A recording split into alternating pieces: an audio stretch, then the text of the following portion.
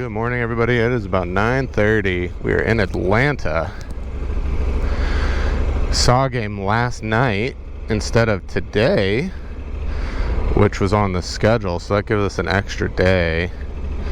So instead of staying here where it's going to be over 100 again and absolutely miserable, let's go do something fun instead, because we are about 3 hours from Deals Gap. So let's get up into the mountains and go ride it. For those of you who don't know, Deals Gap is also called Tail of the Dragon. It is one of the more famous motorcycling roads in the country. It is kind of on the North Carolina-Tennessee border. And yeah, let's go ride it. We're gonna bop up the freeway a little bit.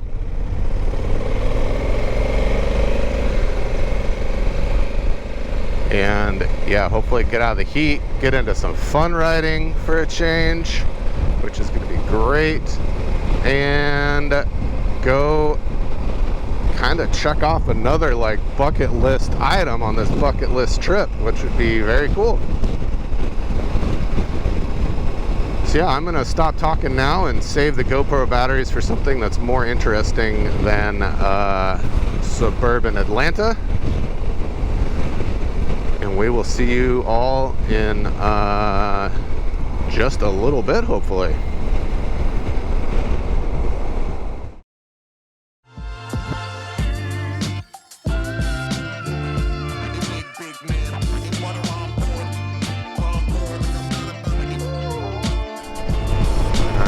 Part of our ride today is that we are now crossing over from Georgia into North Carolina again. So we will say goodbye to Georgia today like we said goodbye to Florida yesterday.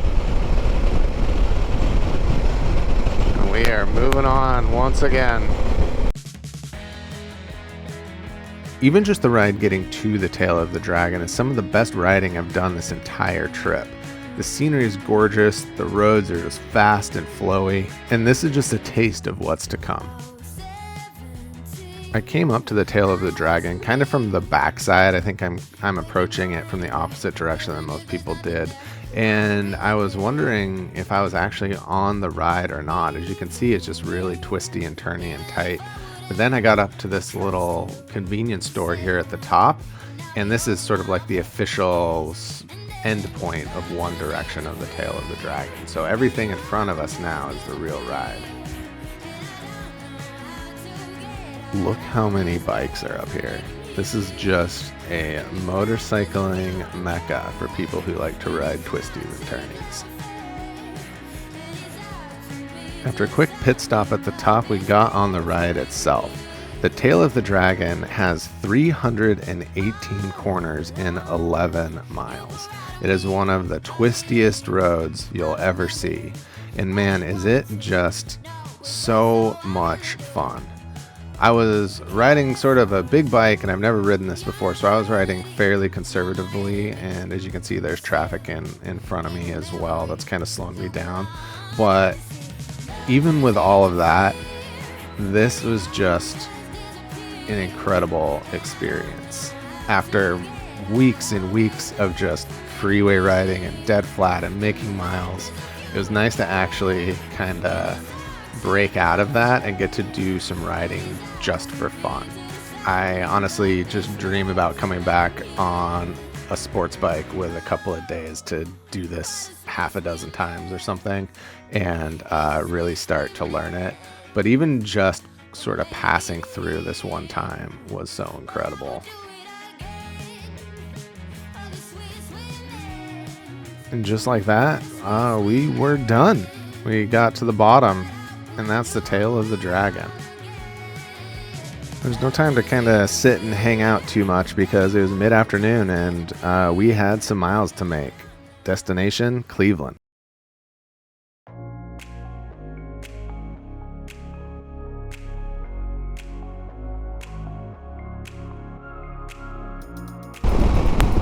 Well, we are through Lexington feeling good, so we're just gonna keep cruising until we're not feeling good. Like 75 miles to Cincinnati now, so maybe we'll make it, maybe not. We'll see how we're doing, but it's cooling down and traffic is lightening up a little bit, it seems like, so this is quite enjoyable. We'll stop for gas here in 15 or 20 minutes and see how we feel, but yeah, man, it's been a really beautiful drive today. Look at that, holy cow. Hey, that's Cincinnati.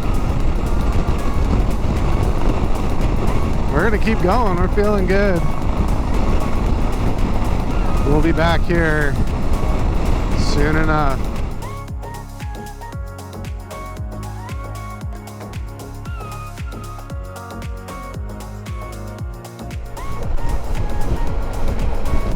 So that's cool. That's a whole section of the country that is checked off. 55 miles outside of Columbus. It's already 8:30, but it's the day after, or 2 days after the summer solstice, so we're got a lot of daylight still. Temperature's great.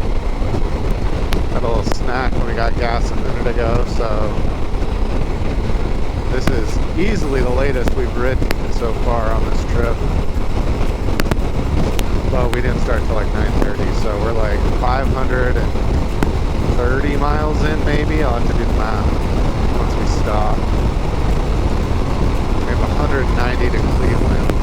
I don't think we'll make it, but we'll just keep going. It doesn't make sense to keep going.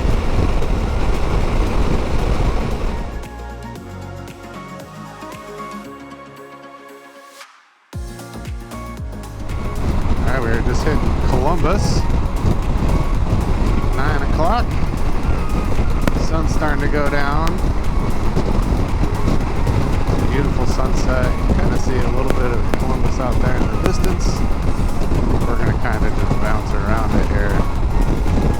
At this point, both my GoPro batteries finally gave out, but I was only about 150 miles away from Cleveland, and it didn't really make sense to stop that close for the night.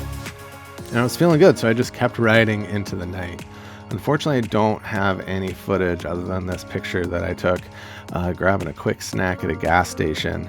But I can assure you that this picture is in Cleveland that night after 720 miles and almost 15 hours on the bike.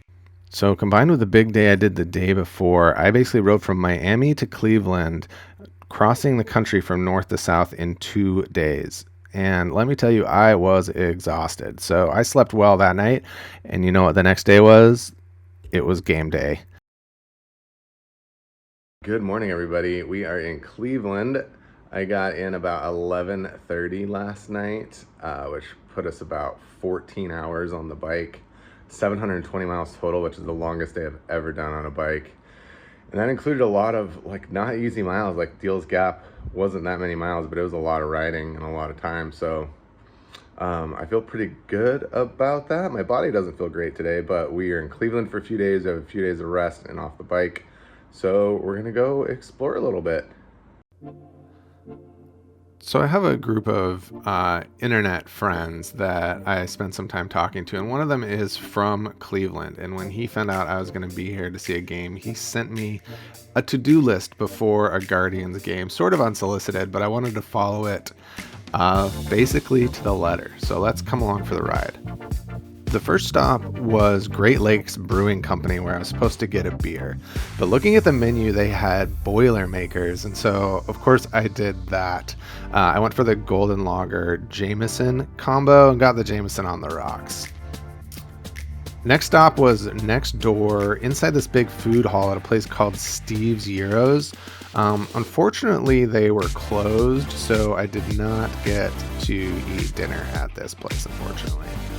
His next instructions were to go get 4 or 5 shots of Jaeger at a bar called the Clevelander, I'm assuming that was hyperbolic, so I got a shot, and I feel like since I skipped the Euro, that's sort of an appropriate amount of Jaeger to do before a baseball game. And then as you walk into the stadium, there's a statue of Jim Tomei, and you're supposed to give Jim a high five. And obviously, we went ahead and did that as well. So we were at the stadium, and it turns out it was $2 beer and $1 hot dog night, which I think they do most weekend nights in the summer. And this place was an absolute party. The Guardians mascot looks like some sort of LSD Muppet or something, and he was leading a breakdance circle just right out in the plaza. It was t-shirt giveaway night as well, and I guess we're celebrating Bob Marley's long-lost son, Jose Ramirez here. This is a really hot ticket item in the stadium that night. And then it was game time. Officially, this place is now called Progressive Field, but everyone in Cleveland still calls it the Jake. And I have to say, this is one of my top 5 favorite stadiums. It was probably the most surprising stadium I went to, and maybe I just caught it on a good night with, you know, all the celebrations and the beers and the hot dogs and all of that. But it was a great place to watch a baseball game, and definitely on my list of places I am going to go back to. So yeah, that's it for Cleveland and Progressive Field, aka the Jake. And I was planning on staying another day or two in Cleveland, but for some reason all the hotels were $300 to $400 a night for the next night. So we just packed up and hit the road. Tune in next time we are crossing our first international border.